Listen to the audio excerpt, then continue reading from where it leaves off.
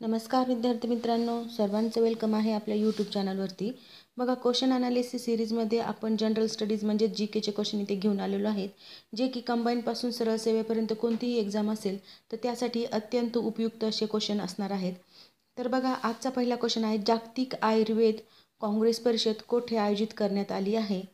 तर ह्याचं correct answer आहे ए ऑप्शन, हैदराबाद येथे ही काँग्रेस परिषद आयोजित करण्यात आली आहे. तर बघा, आयुर्वेदातील संशोधन, विकास आणि प्राचीन उपचार पद्धतीचा प्रचार करण्यासाठी 2024मधील जागतिक आयुर्वेद परिषद येथे ही आयोजित करण्यात आलेली ही 2024ची ही परिषद आहे. आणि हैदराबाद हे ठिकाण लक्षात असू द्या मित्रांनो, कारण खूप इम्पॉर्टंट करंटचा क्वेश्चन आहे. पुढचा प्रश्न पाहूया. खालीलपैकी कोण ग्रँड मास्टरला पराभूत करणारा सर्वात युवा भारतीय बुद्धिबळपटू ठरला आहे? तर ह्याचं करेक्ट आन्सर आहे पहिलं ऑप्शन, डी गुकेश हा युवा बुद्धिबळपटू असून त्याने विविध ग्रँड मास्टर्सना पराभूत केलेला आहे, ज्यामुळे तो सर्वात युवा भारतीय सध्या ठरलेला आहे. पुढचा क्वेश्चन आहे, कोणत्या देशात तयार करण्यात आलेली INS तुशील ही युद्धनौका भारतीय नौदलात दाखल झाली आहे? तर ह्याचं करेक्ट आन्सर आहे रशिया, म्हणजेच बी ऑप्शन. INS तुशील ही रशियामध्ये तयार करण्यात आलेली अत्याधुनिक युद्धनौका आहे, जी भारतीय नौदलाचा एक भाग झालेली आहे. पुढचा प्रश्न पाहूया. रशियात तयार झालेली कोणती युद्धनौका भारतीय नौदलात दाखल झाली आहे? तर आत्ताच आपण पाहिलं, त्याचं उत्तर काय आहे? INS तुशील, म्हणजेच 1 नंबरचं उत्तर इथे बरोबर आहे, कारण ही युद्धनौका रशियात तयार झाली असून ती भारतीय नौदलाची सामर्थ्यवर्धक अशी युद्धनौका ठरलेली आहे. तर बघा, पुढचा प्रश्न आहे, अमेरिकेत कोणता शब्द वर्ड ऑफ द इयर 2024 ठरलेला आहे? तर ह्याचं करेक्ट आन्सर आहे बी ऑप्शन, पोलरायझेशन हा शब्द अमेरिकेत वर्ड ऑफ द इयर ठरलेला आहे 2024साठीचा.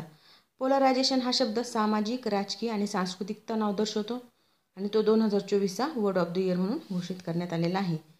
पुढचा प्रश्न पाहूया. युनायटेड नेशन ड्रग्स कमिशनचे 68वे अधिवेशनाचे अध्यक्ष प्रथमच कोणी भूषवलेले आहे? तर बघा, अशा प्रकारे हे अध्यक्षपद भूषवले आपल्या भारतानं, म्हणजे पहिलं ऑप्शन इथे करेक्ट आहे. भारताने प्रथमच युनायटेड नेशन ड्रग्स कमिशनच्या 68व्या अधिवेशनाचे नेतृत्व केलेलं आहे. पुढचा प्रश्न आहे, आधुनिक आवर्त सारणीतील डॅश डॅश आवर्त सर्वात दीर्घ आहे? तर ह्याचं करेक्ट आन्सर आहे 3 नंबरचा पर्याय, 6वे आवर्त हे सर्वात दीर्घ आवर्त आहे, कारण हे आधुनिक आवर्त सारणीतील हे आवर्त 32 मूलद्रव्यांचे असून ते कसं आहे, सर्वात दीर्घ आहे. पुढचा प्रश्न पाहूया. आधुनिक आवर्त सारणीतील 4थ्या व 5व्या आवर्तात प्रत्येकी डॅश डॅश मूलद्रव्य असून त्यांना दीर्घ आवर्ते म्हणतात. तर बघा, 4थ्या आणि 5व्या आवर्तात प्रत्येकी 18 मूलद्रव्य असतात, म्हणजेच 4 नंबरचा पर्याय आपला करेक्ट आहे. नेक्स्ट क्वेश्चन आहे, बीटा कणांची भेदनशक्ती डॅश डॅश कणांच्या भेदनशक्तीपेक्षा जास्त असते? तर बीटा कणांची भेदनशक्ती ही अल्फा कणांपेक्षा जास्त असते, म्हणजेच बी ऑप्शन आपले ते करेक्ट आहे. बीटा कण हे अल्फा कणांच्या तुलनेत अधिक भेदनशक्ती असलेले असतात, म्हणून आपलं करेक्ट आन्सर 2 नंबरचा पर्याय आहे. नेक्स्ट क्वेश्चन पाहूया आता. द्रव्य हे लहान कणांचे बनलेले असून या कणांना डॅश डॅश म्हणतात. तर द्रव्य हे लहान कण, ते लहान कणांनाच का म्हणतात, तर अणू असं म्हणतात, म्हणजेच 2 नंबरचा पर्याय आपला करेक्ट आहे. द्रव्य लहान कणापासून बनलेले असते, ज्याला आपण अणू असं म्हणतो. नेक्स्ट क्वेश्चन आहे, द्रव्य हे लहानात लहान कणांचे बनलेले असून या कणांना अणू म्हणतात. हा अणुसिद्धांत कोणत्या पाश्चात्य शास्त्रज्ञाने मांडलेला आहे? तर बघा, डाल्टनने हा नियम किंवा हा सिद्धांत मांडलेला आहे. डाल्टन यांनी अणुसिद्धांत मांडून आधुनिक रसायनशास्त्राची पायाभरणी देखील केली होती. नेक्स्ट क्वेश्चन आहे आपला, इथिलीनचा मुख्य उपयोग कशामध्ये केला जातो? तर त्याचं करेक्ट आन्सर आहे 4 नंबरचा पर्याय, रसायनांच्या औद्योगिक उत्पादनासाठी इथिलीनचा मुख्य उपयोग केला जातो. नेक्स्ट क्वेश्चन आहे, डॅश डॅश या वायूस मार्श गॅस म्हणून ओळखले जाते? तर मिथेनला मार्श गॅस म्हणून ओळखलं जातं, म्हणजे पहिलं ऑप्शन आपलं करेक्ट आहे. मिथेन वायूसच मार्श गॅस म्हणतात, कारण तो दलदलीच्या ठिकाणी जैविक प्रक्रियातून तयार होत असतो. पुढचा प्रश्न पाहूया आता. संतृप्त हायड्रोकार्बनमध्ये 2 कार्बन अणू एकमेकांशी डॅश डॅश बंधाने जोडलेले असतात. तर हे कसे बंधाने? एकेरी बंधाने जोडलेले असतात. संतृप्त हायड्रोकार्बनमध्ये कार्बन अणू एकेरी बंधाने जोडलेला असतो. पुढचा प्रश्न पाहूया. जैवरेणूंची संरचना आणि कार्यपद्धती यांचा अभ्यास करणाऱ्या विज्ञान शाखेला डॅश डॅश असं म्हणतात. तर ह्याचं करेक्ट आन्सर आहे 3 नंबरचं पर्याय जैवरसायनशास्त्र असं आपण त्याला म्हणतो. हे विज्ञान जैविक प्रक्रियांचा रासायनिक स्तरावर अभ्यास करत असते. पुढचा प्रश्न आहे, पुढीलपैकी कोणत्या वैज्ञानिकाला वर्गीकरणशास्त्राचा जनक असे म्हणतात? तर वर्गीकरणशास्त्राचा जनक कार्ल मार्क्सला म्हणतात. कार्ल लिनियसला म्हणतात. म्हणजेच पहिलं ऑप्शन आपलं करेक्ट आहे. यांनी सजीवांची वैज्ञानिक वर्गवारी पद्धती विकसित केलेली आहे, म्हणून आपण त्यांना वर्गीकरणशास्त्राचे जनक असं म्हणतो. पुढचा प्रश्न पाहूया. पेशीस्तरी संघटन हे एकपेशी डॅश डॅश आढळते. तर हे एकपेशी सजीवामध्ये आढळते, म्हणजेच पहिलं ऑप्शन आपलं इथे करेक्ट आहे. एकपेशी सजीवामध्ये पेशीस्तरी संघटन आढळते. पुढचा प्रश्न आहे, पुरुषामध्ये डॅश डॅश या लिंग गुणसूत्रांची जोडी असते. तर पुरुषामध्ये XY लिंगसूत्राची जोडी असते, म्हणजेच 3 नंबरचा पर्याय आपल्या इथे करेक्ट आहे. तर स्त्रियांमध्ये काय असतं, XX हे गुणसूत्र असतात. नेक्स्ट क्वेश्चन आहे आपला, चुकीचे विधान ओळखायचे आपल्याला. तर बघा, चुकीचं विधान कोणतं आहे? स्थायी ऊतींच्या पेशीमध्ये सतत विभाजन होत असते.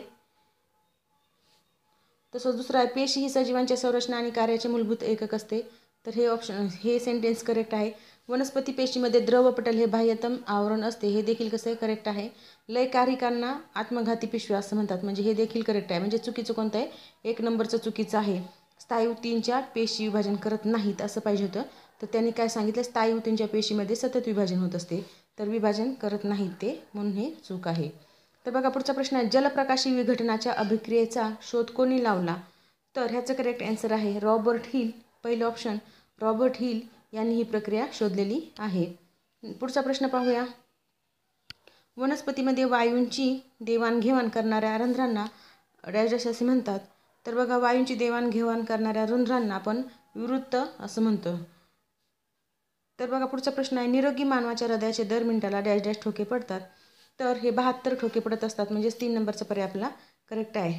निरोगी व्यक्तीच्या हृदयाचे ठोके प्रति मिनिटाला 72 असं पडत असतात. पुढचा प्रश्न पाहूया आता. मुळांची पाण्याच्या दिशेने झालेली वृद्धी म्हणजेच डॅश डॅश अनुवृत्ती हालचाल होय.